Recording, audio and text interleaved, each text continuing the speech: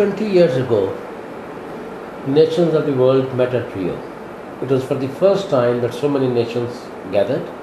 It involved business leaders, it involved media, academia, and research community to agree that the future of the world has to be protected together. And it can be best protected together if we become more responsible custodians of the planet Earth. Now, the purpose of this meeting after 20 years is to do some stock taking, how well we have done. There is also a sense of urgency at this meeting.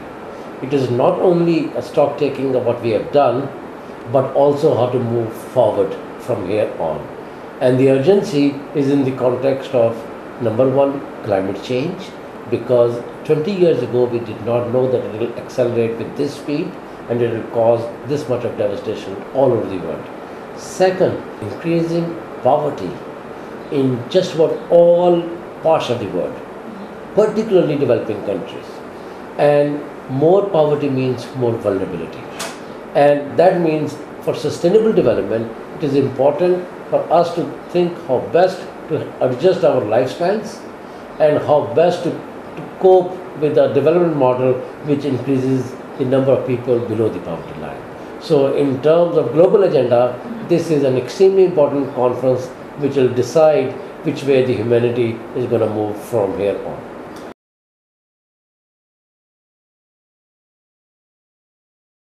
In many ways, it will determine about the green growth, which essentially means low carbon growth, which essentially means more equity, more inclusive development. When I say poverty, it basically means that many people who are not included in the path of development. So for us, a definition of sustainable development is a development that ensures the rights of everyone, including next generations, which means including the right of the unborn. A child that has not been born as yet, this conference is about that child and the rights and responsibilities of that child. Now, Pakistan can be looked at from two angles. One is it's a very large country of 180 million people and increasing its population at a very rapid rate and with a very slow, sluggish growth rate, which essentially means that in coming years, unless we dramatically improve our growth rate, it would essentially mean that we'll have more and more people falling below the poverty line. As it is, our growth rate is so high that majority of our population is below the age of 30. But this population bulge makes us unsustainable. We cannot open as many schools, we cannot have as many teachers, we cannot have as many hospitals. So from Pakistan's point of view, green growth would be a growth which is more inclusive, which protects the natural resource base, which has the regeneration capacity to cope with the demands of growing population of this generation and the next generation to come. Therefore, from Pakistan's point of view, it is a turning point if our policymakers choose to see it that way. A turning point for us, in some ways, the second opportunity to make first impression to the world. That look, we are responsible citizens of the world.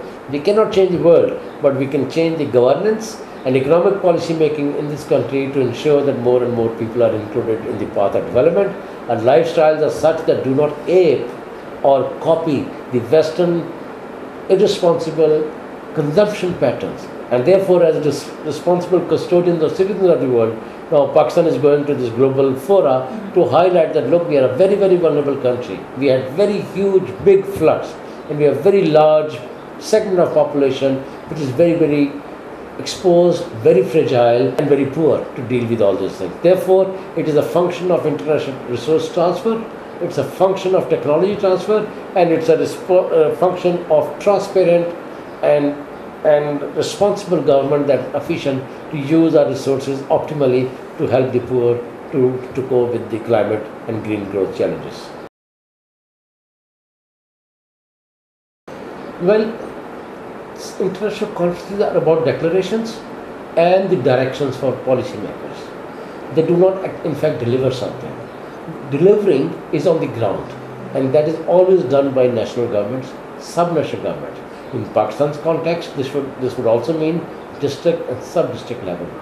And at the provincial level, how coherent our policies are, how much in sync they are with global declaration, and with the national policies, how much resources we are willing to commit and use them optimally to enhance our ability. So it will then depend how Pakistan federal government commits its resources in future years to adhere to global declaration that Pakistan as an international player and a large country with a middle income category will be a contributing agent towards adaptation.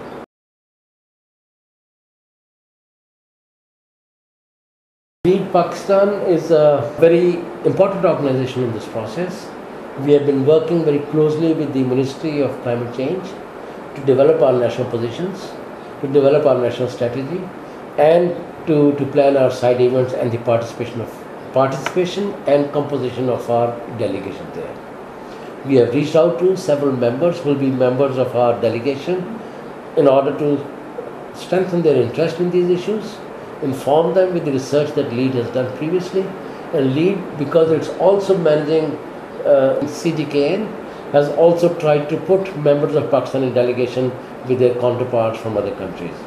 So from LEAD Pakistan's point of view, please remember that LEAD is a very large global network of mid-level professionals from across the world, from 100 countries. And LEAD Pakistan is the largest program in LEAD family. It's many times bigger than any other program. And therefore, what we hope is that when we come back, we will help government to mainstream the learning, the declaration that we agree to there.